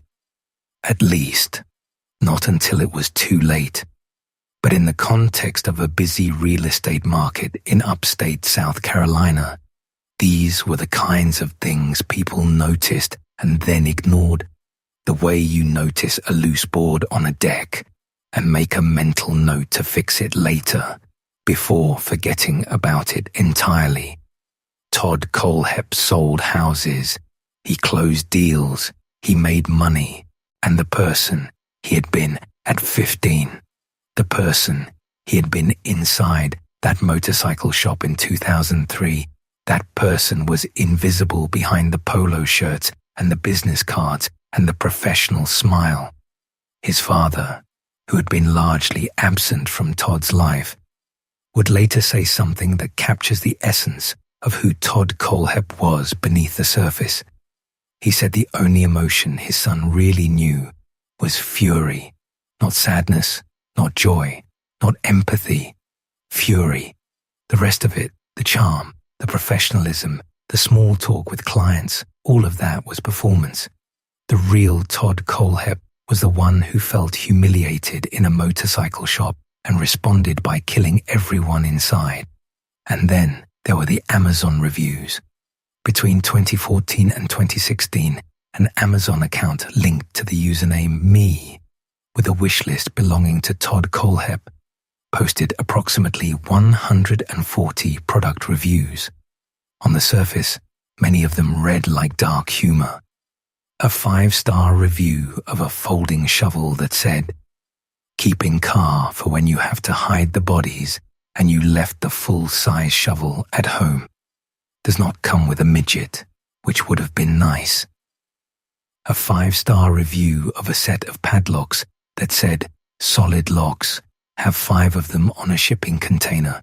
Won't stop them, but sure will slow them down till they're too old to care." A 5-star review of a Husqvarna 20-inch chainsaw that joked about getting the neighbor to stand still while you chase him with it. There were reviews of knives, gun accessories, targets, and books about emergency surgery. 140 reviews scattered across the world's largest online marketplace, each one a small, chilling window into the mind of a man who enjoyed the proximity of confession without any of the consequences. At the time, these reviews were just words on a screen. Nobody connected them to anything real. Nobody read a joke about hiding bodies with a folding shovel and thought, "This man is actually burying people on his property." The internet is full of people making tasteless jokes. That's part of what makes Kohlhepp's reviews so unsettling in retrospect. He wasn't hiding in the sense that most criminals hide. He was hiding in plain sight, leaving breadcrumbs on one of the most visited websites in the world, and nobody picked them up. The reviews sat there for years. It wasn't until after Kohlhepp's arrest that anyone went back and read them, with the knowledge of what he had actually done. And when they did, the humor evaporated instantly. These weren't jokes. They were confessions dressed up as product recommendations. The padlock review is the one that haunts people the most. Solid locks. Have 5 of them on a shipping container. Won't stop them, but sure will slow them down till they are too old to care. He wrote that review while Kayla Brown was chained inside a shipping container secured with 5 padlocks. He rated the product 5 stars. He was satisfied with his purchase, but before the arrest, before anyone knew what Todd Kohlhepp really was, he killed again. In December of 2015, a young couple named Johnny Joe Coxey, 29, and Megan Lee McCraw Coxey, 26, disappeared. They had been hired by Kohlhepp to do work on his property, the nearly 100 acres of land he had purchased and fenced in Woodruff. Johnny and Megan drove out to the property. They expected a day of manual labor, the kind of work that pays the bills when you live in a part of the country where good jobs aren't always available. They trusted the man who hired them. He was a real estate agent. He had a big piece of land. He needed help. Kohlhepp shot them both and buried their bodies on his land. Their 7-year-old son was left without parents. He would later be told by his grandmother that his father was never coming home. Cindy Coxey, Johnny's mother, stood in a courtroom months later and described what it was like to have that conversation with a child who was too young to understand the permanence of death. It is one of the most difficult moments in the entire case to sit with. A grandmother kneeling down to tell a 7-year-old boy that the two people he loved most in the world were gone. Johnny and Megan Coxey were missing for nearly a year before their bodies were found. During that year, their family searched for them, filed missing persons reports, and lived in the agonizing limbo that families of missing persons know all too well. The not knowing is its own form of torture. You can't grieve because you don't have confirmation. You can't hope because the silence is too long. You just exist in the space between those two things, waiting for the phone to ring. And then, in August of 2016, it happened again. Let's talk about Carla Brown and Charlie Carver. Carla Brown was 30 years old in the summer of 2016. She lived in Anderson, South Carolina, with her boyfriend, Charles David Carver, who went by Charlie. Charlie was 32. They were a normal couple, trying to make a living in a part of the country where steady work isn't always easy to come by. They did odd jobs. They helped people with projects. They took what work was available and made it work. It's the kind of life that a lot of people in the rural South live, not because they lack ambition, but because the opportunities are what they are. Keller had done some cleaning work for a local real estate agent's business, helping prep homes for sale. The agent's name was Todd Kohlhepp. By all accounts, their working relationship had been unremarkable. He had a property. He needed help maintaining it. She and Charlie were available. It was transactional in the way that most working relationships are. There was no reason for alarm, no reason to think twice about driving out to a rural property to clear underbrush for a man who sold houses for a living. Charlie Carver was 32 years old, and he was the kind of person that people in Anderson, South Carolina, liked. He was straightforward. He was easygoing. He worked with his hands and he didn't complain about it. His family would later describe him as someone who always tried to help people, who said yes when someone asked for a hand, who showed up when he said he would. These are small, ordinary qualities, the kind of qualities that don't make headlines but that make a life worth living. Charlie Carver was a good person, and he drove to Todd Kohlhepp's property on August 31st, 2016, because someone offered him a day's work, and he said yes. On August 31st, 2016, Kayla and Charlie drove out to Kohlhepp's property in Woodruff to clear underbrush. It was a job, the kind of thing you say yes to because somebody's paying you and you need the money. They had no reason to be suspicious. They had worked for Kohlhepp before. He was a real estate agent. He had a big property. He needed help maintaining it. It was straightforward. It was not straightforward. According to Kayla's account, which she would later share with investigators and with the media, Kohlhepp shot Charlie Carver shortly after they arrived at the property. He shot Charlie 3 times in the chest. He wrapped Charlie's body in a blue tarp, placed it in the bucket of a tractor, and buried him somewhere on the property. Carla never saw Charlie again. Kohlhepp then took Carla to a large metal shipping container on his land. It was a 30 by 15-foot steel box, the kind you see stacked on cargo ships or sitting in the lots of industrial storage facilities. Inside, Kohlhepp had set up a makeshift living space. There was a mattress on the floor. There were shelves lined with dried food, crackers, bottles of water. There were books, adult coloring books, an MP3 player, and there were chains. Kohlhepp chained Carla by the neck to the wall of the container. He shackled her ankle. He locked the container from the outside with padlocks, the same padlocks he had reviewed on Amazon, the ones he said wouldn't stop them but would sure slow them down. Kayla Brown was held inside that shipping container for approximately 65 days. She was chained. She was isolated. She was assaulted. She later told Dr. Phil that Kohlhepp said he didn't want to kill her. He wanted to keep her. He hoped, according to Kayla, that she would eventually fall in love with him. That is the logic of a mind so distorted by entitlement and control that it cannot distinguish between love and captivity, between companionship and imprisonment. Kayla did not fall in love with Todd Kohlhepp. She survived. She endured what no person should ever have to endure, and she did what she had to do to stay alive.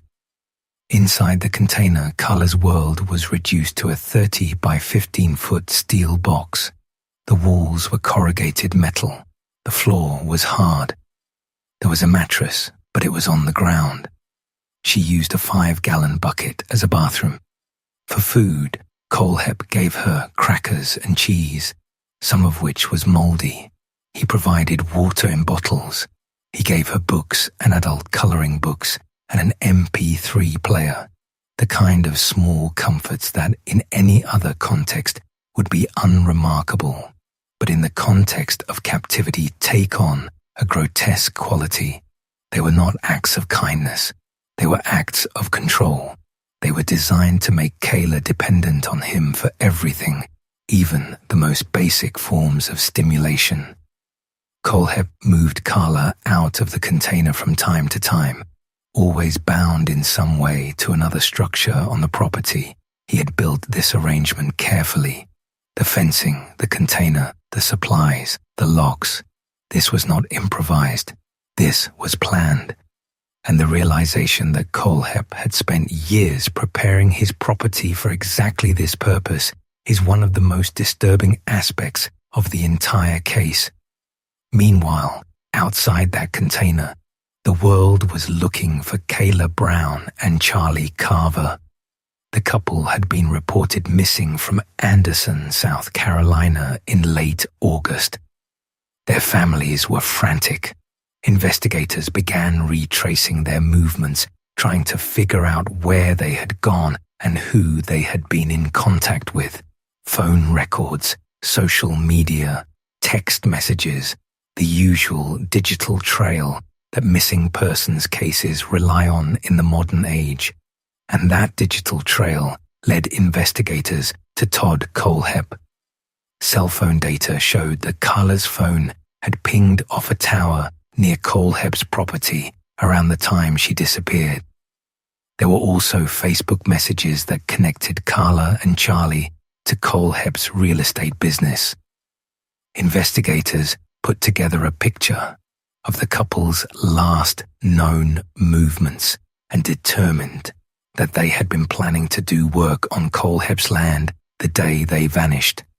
With this information, they obtained a search warrant for Kohlhepp's 95-acre property in Woodruff.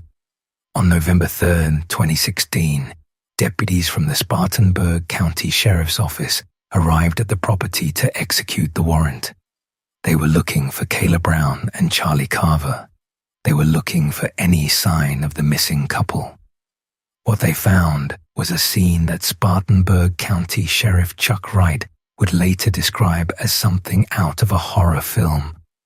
As deputies searched the sprawling, wooded property, they heard something, a sound coming from inside a metal shipping container. Banging, cries for help, a woman's voice. Someone was inside and she was screaming. They approached the container. It was secured with heavy padlocks, 5 of them. Deputies used power tools and bolt cutters to break through the locks. They pried open the door. Inside, past shelves of boxes and plastic storage bins, past stockpiles of food and ammunition, in the very back of the dark container, they found Kayla Brown. She was lying on a mattress. She had a chain around her neck that was bolted to the wall. She had a shackle on her ankle. She was wearing glasses and dressed in a black top, grey pants and sandals. Her hands were in the air as the officers approached. She was alive. She had been in that container for over 2 months. The officers tried to reassure her. They told her she was safe, that they were going to get her out. They arranged for bolt cutters to remove the chain from around her neck. "My neck's attached to the wall up here," Kayla told them. The officers worked carefully, cutting through the chains while trying to keep her calm, and they asked about Charlie. And Kayla, in a voice that was quiet and shaking, told them exactly what had happened. Todd Kohlhepp shot Charlie Carver 3 times in the chest, wrapped him in a blue tarp, put him in the bucket of the tractor, locked me down here.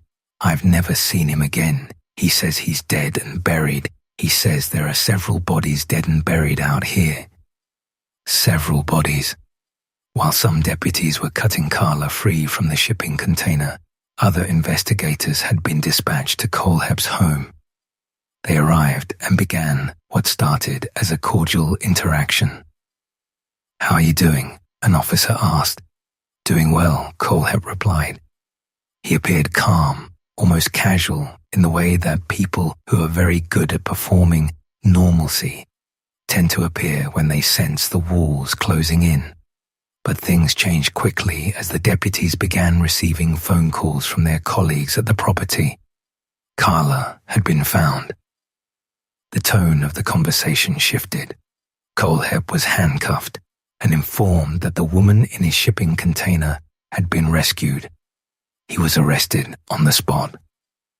In the hours and days that followed, investigators searched Kohlhepp's property methodically. The nearly 100 acres of wooded, fenced land had been designed, quite deliberately, as a place where terrible things could happen without anyone knowing. The chain-link fence that cost $80,000, the remote location 9 miles from the nearest community, the shipping container stocked and prepared for long-term confinement, the tractor with a bucket large enough to carry a body, the firearms, the ammunition, the suppressors. Everything on that property told the same story.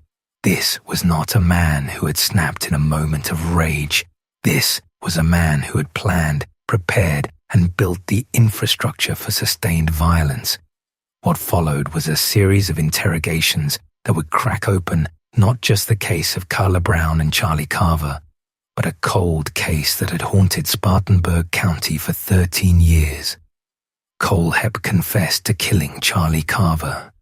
He then led investigators to Charlie's remains, which were found buried in a shallow grave on the property. He also led them to the bodies of Johnny Joe Coxey and Megan McCraw Coxey, the young couple who had disappeared in December of 2015. 3 more bodies. 3 more families who had been waiting for answers. And then came the confession that changed everything. Kohlhepp told investigators he wanted to talk to his mother. He said if they let him see her, give her a photograph, and transfer some money to the college fund of a friend's child, he would tell them about other things he had done. The request was granted. Kohlhepp met with his mother, and during that meeting he reportedly told her about the killings and the kidnapping. When he returned to the interrogation room, he confessed to the 2003 Superbike Motorsports murders. He told investigators that he had gone to Superbike Motorsports to return a motorcycle. He said the employees had given him a hard time about the return. He said they had mocked him. He felt humiliated, and so he came back and killed them, all 4 of them, because they embarrassed him. He described the killings in detail. According to reports, he spoke about the attack with a level of detachment that disturbed even experienced investigators. He described how he entered from the back of the shop and worked his way through the building, killing each person in turn. He described it as quick and methodical. Some reports suggest he characterized the attack as effortless. He showed no remorse. He showed no emotion at all. For Todd Kohlhepp, the murders at Superbike Motorsports were not a source of guilt. They were a transaction. Someone disrespected him. He responded. That was all there was to it in his mind. 4 lives. Scott Ponder, who was 7 weeks away from becoming a father. Brian Lucas, who had spent his adult life building something alongside his best friend. Beverly Guy, who was there because she loved being near her son. And Chris Sherbert, 26 years old, who was just starting out. Because a man with no ability to regulate his emotions felt embarrassed in a motorcycle shop. That is the motive. That is the why that Lorraine Lucas had been asking about for 13 years. Not a drug deal gone wrong, not a robbery, not a love triangle, not organized crime. A man was embarrassed, and 4 people died because of it. It is one of the most senseless motives in the entire history of mass murder in the United States. And for the families who had spent over a decade imagining what possible reason could explain the slaughter of their loved ones, the reality was almost worse than not knowing. At least when you don't know why, you can imagine that there was some terrible logic behind it, some reason that, while horrifying, at least makes sense on some level. But there was no logic. There was no sense. There was only Todd Kohlhepp's rage. Sheriff Chuck Wright announced the confession publicly. He said that Kohlhepp had provided details about the killings that had never been made public, details that only the person who committed the crime would know. When investigators asked Kohlhepp about specific aspects of the crime scene, he provided answers that matched what had been found in 2003. He knew things that had never been released to the media. He knew things that hadn't been shared with the families. The level of detail in his confession left investigators with little doubt that he was telling the truth. A search of Kohlhepp's property uncovered numerous weapons, including 9mm pistols fitted with suppressors, semi-automatic rifles, and a large quantity of ammunition. The arsenal was substantial. This was not a man with a couple of guns in a closet. This was a man who had been stockpiling weapons for years, deliberately, through an intermediary who bought them on his behalf. Because there was no record of a background check under Kohlhepp's name for any firearm purchase, investigators believed he had acquired all of his weapons illegally, facilitated in part by Dustin Lawson, who would later face federal charges for buying guns and silencers on Kohlhepp's behalf while knowing he was a convicted felon. Lawson admitted to buying at least 12 guns and 5 silencers between 2012 and 2016, each time lying on the federal forms by stating the purchases were for himself. The suppressors were a particularly chilling detail. A suppressor doesn't make a gun silent, as they're often portrayed in movies, but it does reduce the sound significantly, enough that a shot fired in a rural area might not carry far enough for anyone to notice. Whether Kohlhepp used a suppressor in the 2003 Superbike murders is not publicly confirmed, but the fact that no one in the surrounding area reported hearing shots that day, despite 18 rounds being fired, has led some to speculate. The 9mm handgun used in the 2003 killings was never recovered. The date of Kohlhepp's arrest, November 3, 2016, fell just 3 days before the 13th anniversary of the Superbike murders, when Lorraine Lucas, Brian's mother, arrived at the Spartanburg County Jail for Kohlhepp's bond hearing. She noted that the hearing fell almost exactly on the anniversary of her son's death. 13 years of waiting. 13 years of not knowing who or why. And now she was standing in a courthouse, looking at the man who had taken her child from her. The families of the Superbike victims experienced a range of emotions in the hours and days following Kohlhepp's confession. Relief, anger, grief reopened, a strange, complicated feeling that doesn't have a name, the feeling of getting the answer you've been desperate for and discovering that the answer itself is devastating. Terry Guy, Beverly's widower and Scott's stepfather, spoke outside the jail and said his emotions were running from joy to crying, even to feeling sorry for Kohlhepp's family. He said he would like to pray with Kohlhepp, but he also expected justice. The fact that Terry could hold those two things simultaneously, the desire for justice and the capacity for compassion, speaks to the kind of person he is and the kind of person Beverly was. Melissa Ponder, Scott's widow, who by then had remarried, taken the name Brackman, and was living in Phoenix, Arizona, credited Kayla Brown with solving the case.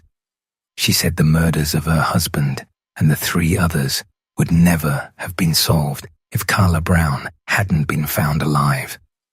She called Kayla the real hero and said she should receive the reward money in the case. It was a generous and clear-eyed statement from a woman who had endured more than most people could imagine. Melissa had lost her husband. She had been wrongly suspected. She had raised her son alone. She had rebuilt her life in a new state. And now, 13 years later, she was being told that the reason her husband was dead was because a man felt embarrassed in a motorcycle shop. The answer, when it finally came, must have felt like being punched in a wound that had never fully healed. For Lorraine Lucas, the moment was one she had been preparing for since 2003. She had said repeatedly that she did not want to go to her grave without knowing who killed her son and why, and now she knew. The man's name was Todd Kohlhepp. The reason was rage at a perceived slight. Lorraine had kept her son's memory alive for 13 years through sheer force of will, through press conferences and memorial services and late-night phone calls and quiet moments of private grief. She had earned this moment. Whether it brought her peace, only she can say. But she did not go to her grave without knowing. And that matters. And this is where it gets complicated, because some questions about the Superbike murders have lingered even after the confession. A small number of people, including some who have studied the case closely, have expressed doubts about whether Kohlhepp truly committed the Superbike killings, or whether his confession was self-aggrandizing, a way to inflate his reputation as a serial killer. These doubts have not been substantiated by law enforcement.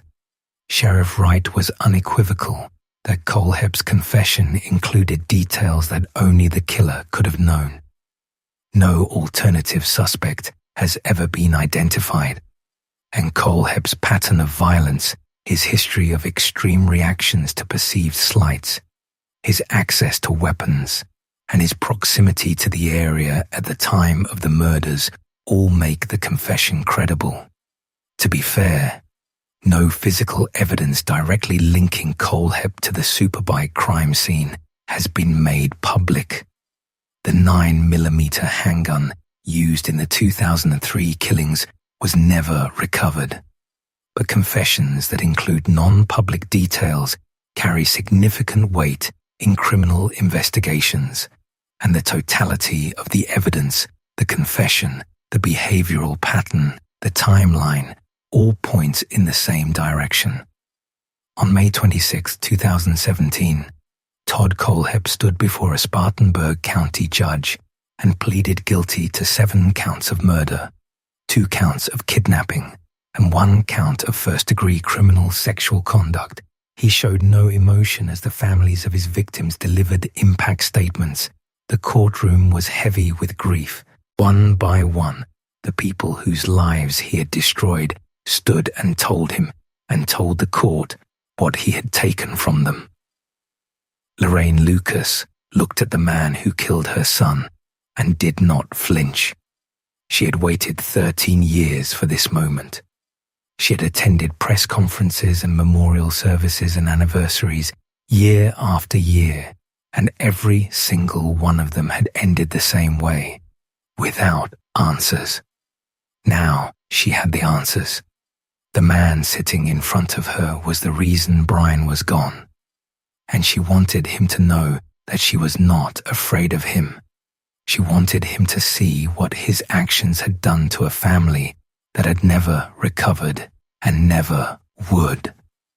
Tom Lucas spoke about the permanence of the loss. He said that many people had told him over the years that they were glad he got closure, and that he always had the same response. There is no such thing as closure. No amount of money, no amount of time would ever heal it or ever make it go away, he said. He was right. And the fact that he had to stand in a courtroom and say those words out loud to a man who was unmoved by them is its own kind of cruelty. Terry Guy, Beverly's widower, spoke about the years of depression that had followed her death. Life has been a total hell, not knowing 1 minute to the next what disaster life has around next corner, he said. The worst can happen at snap of finger. He had lived in that reality for 14 years. Every day was shadowed by the randomness and senselessness of what had happened. Beverly was 52 years old. She was at her son's motorcycle shop. She was coming out of the bathroom, and then she was dead. There is no way to make sense of that. Terry said that if Beverly was still alive, she would forgive Todd Kohlhepp. And then he kept going, because forgiveness, for a person like Terry Guy, is something you offer because of who you are, not because of who the other person is. Kohlhepp was sentenced to 7 consecutive life sentences without the possibility of parole, plus an additional 60 years for the kidnapping and sexual assault of Kayla Brown. Prosecutors had held the option to seek the death penalty. Instead, they chose the plea deal, a decision that prioritized finality for the families over the possibility of years of appeals and retrials. The judge called Kohlhepp the most prolific serial killer in South Carolina history. According to a report by the Spartanburg Herald-Journal, relatives of the Superbike shooting victims filed a wrongful death lawsuit against Kohlhepp following his conviction. Kayla Brown also filed a civil lawsuit. Cindy Coxey, Johnny's mother, filed a wrongful death suit. Charles Carver's father, Charlie David Carver Sr., filed a wrongful death suit. The lawsuits were separate legal actions from the criminal case, seeking damages for the devastation Kohlhepp had caused. During the proceedings, Kohlhepp told his mother that there were other victims she didn't know about. When she asked how many, he said, "You do not have enough fingers." As of the most recent reporting, he has not provided authorities with details about any additional victims. In December of 2017, He wrote a letter to the Spartanburg Herald-Journal claiming he had killed more people than investigators had discovered. Whether this is true or whether it's the boasting of a man who enjoys the attention remains unknown. In December of 2018, the families of the Superbike victims appeared in a Spartanburg County courtroom for a civil damages hearing in a wrongful death lawsuit filed against Kohlhepp. Lorraine Lucas took the stand and stared down the man who had killed her son. She later said she was not afraid to look him in the eye. She said her eyes told him everything in her heart. Catherine Lucas Guy, Brian's sister, told Kohlhepp that she was tired of hearing his name in the news. She called him a coward and said he did not deserve one more moment in the public eye. When Lorraine finished her testimony, Kohlhepp asked the judge for permission to speak to her. He said he wanted to let her know why it happened. The judge told him he could only ask questions of the witness. Kohlhepp then spoke to a photojournalist outside the courtroom after the hearing. His comment was 2 words: "It's just money." Tom Lucas, Brian's father, put it differently. He said no amount of money, no amount of time would ever heal it or make it go away. He said many people told him they were glad he got closure, but that there was no such thing as closure. He's right. There isn't. Todd Kohlhepp is currently incarcerated in South Carolina, following incidents in which he attempted to profit from his notoriety through schemes conducted from prison. His privileges were stripped. By late 2025, he was transferred to Supermax confinement at Kirkland Maximum Security Prison, where he has no visitors, no phone access, and no electronic tablet. Cameras monitor him continuously. He is allowed out of his cell for 1 hour per day. Both the South Carolina Inspector General's Office and the Attorney General's Office opened investigations into his schemes, and the families of his victims expressed frustration that even behind bars, Kohlhepp continued to find ways to insert himself into their lives. Kohlhepp is, at this point, exactly where he should be: alone, monitored, forgotten by the public as much as a person who committed 7 murders can be forgotten. The families of his victims have asked, repeatedly, that the focus shift away from him. Catherine Lucas Guy, Brian's sister, said it clearly in that courtroom. This coward does not deserve one more moment in the public's eye. And she was right. The story of the Superbike murders should not end with Todd Kohlhepp. It should end with the people he took away. In August of 2020, some of Kohlhepp's personal belongings were auctioned and the proceeds were donated to the victims' families. It was a small gesture in the face of an enormous loss, the kind of thing that checks a box without filling the void. Dustin Lawson, the man who purchased firearms and silencers on Kohlhepp's behalf, faced federal charges for his role in arming a convicted felon. He admitted to buying at least 12 guns and 5 silencers between 2012 and 2016, lying each time by saying they were for himself. Carla Brown survived. She has spoken publicly about her trauma, her recovery, and a desire to work in victims' advocacy. Her rescue on November 3, 2016, did not just save her life. It gave 4 families the answer to a question they had been carrying for 13 years, and it exposed a man who had been living in plain sight, selling houses and writing Amazon reviews and accumulating weapons and burying bodies, all while the community around him saw nothing more than an eccentric real estate agent with a taste for dark humor. Melissa Ponder was right. Kayla Brown is the real hero of this story. Without her survival, without her endurance, without her willingness to speak the moment those deputies cut through those padlocks, the Superbike murders might still be unsolved. The building that once housed Superbike Motorsports still stands on Paris Bridge Road in Chesnee, South Carolina. It is shuttered. It is surrounded by a chain-link fence. The parking lot is cracked and overgrown. A 2-lane highway stretches out in front of it, leading toward the Blue Ridge Mountains. If you drove past it today, you probably wouldn't give it a second look. It's just an empty building on a quiet stretch of road. But that building holds the echo of something that this community will never fully move past. It is the place where 4 people live their last ordinary day, and for the families who love them, it will always be the place where everything changed. You're driving past that building on a quiet evening, maybe 20 years after the murders. The sun is low, and the light hits the faded walls at an angle that makes them almost glow.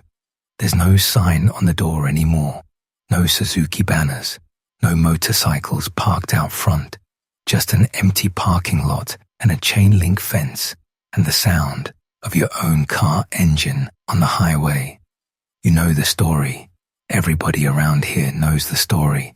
And for a moment, as you pass, you think about the people who used to be inside. You think about the man who built this place and the mother who came to watch him build it. You think about the best friend who stayed by his side and the young mechanic who was just getting started. And then the building is in your rear-view mirror and the road ahead is open and the evening settles in around you. But the thought stays. It stays longer than you expect. Because behind the case file, behind the headlines and the court proceedings and the true crime documentaries were 4 real people. Scott was a husband who met his wife at a motorcycle show and was 7 weeks away from becoming a father. His son, Scott Jr., grew up without him. Melissa raised that boy in Scott's absence, carrying both the grief of losing her husband and the additional pain of having been wrongly suspected in the early investigation. She eventually remarried, took the name Brackman, and moved to Arizona, where she has built a new life while keeping Scott's memory alive.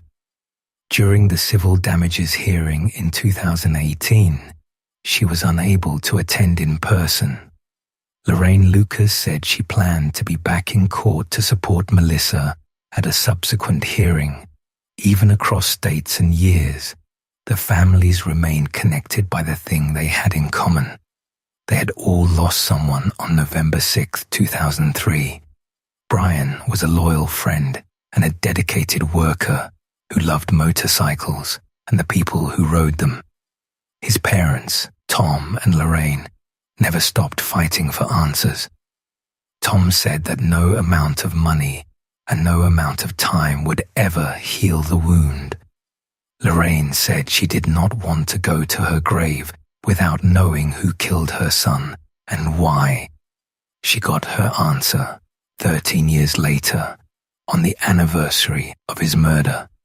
Whether it brought her peace, only she can say, but at least she got to look the man in the eye and let him see what he had done to her. Beverly was a mother who showed up every day because being near her son was where she wanted to be. Her husband Terry carried the weight of her loss for years, struggling with depression and anger, struggling with the randomness and senselessness of what had happened. He found a measure of faith that helped him carry on.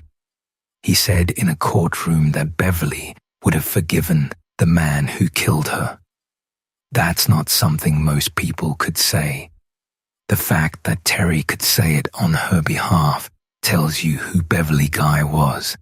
It tells you about the kind of grace she carried, the kind of grace that survives even the person who carried it. And Chris was a young man at the beginning of his life, doing honest work in a place that felt safe. He was 26 years old. He had a nickname. People called him Shuby. He was bending over a motorcycle when the bullet found him. He never saw it coming. He never had a chance. He deserved better. They all did. The families of the Superbike victims have said, in different ways and at different times, that there is no such thing as closure. Tom Lucas said it most directly, and he's right. Closure is a word that people who haven't lost someone use to describe what they imagine it must feel like to get answers. But answers don't bring people back. Answers don't fill the chair at the dinner table. Answers don't walk Melissa down the aisle, or hold Scotty Jr. when he's sick, or show up at Lorraine's house on a Sunday afternoon to talk about motorcycles.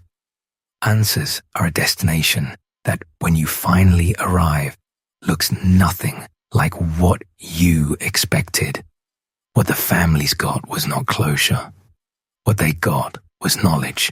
They got to know who and why, the two words that had haunted them for 13 years. And knowing is something. It's not everything, but it's something. So tonight, as you think about Scott, Brian, Beverly, and Chris, maybe remember them not for how they died, but for how they lived. Remember the motorcycle shop where the coffee was always on and the conversation never ran dry. Remember the mother who came to work not because she had to, but because she loved being near her son. Remember the best friends who built a business together because they shared a passion. And remember the young mechanic who was just getting started, who was good with his hands and showed up every day, and whose future was taken from him for no reason that any decent person could understand. Their stories, the ones that mattered, the ones about who they actually were, those stories began long before November 6, 2003. And in the hearts of the people who loved them, those stories haven't ended. They won't end, because the people who love them won't let them. Someone, somewhere, always knew what happened inside that motorcycle shop. And now, finally, so do the rest of us. The question was answered. The case was closed. But the loss, the real loss, the kind that lives in the bones of the people who are left behind, that doesn't close. Tonight, as you sit with this, think of them. Not the case, not the killer, not the shipping container or the Amazon reviews or the courtroom.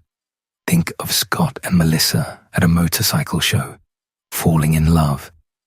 Think of Brian and Scott side by side, building something together. Think of Beverly walking through the door of her son's shop with a bag of supplies and a smile.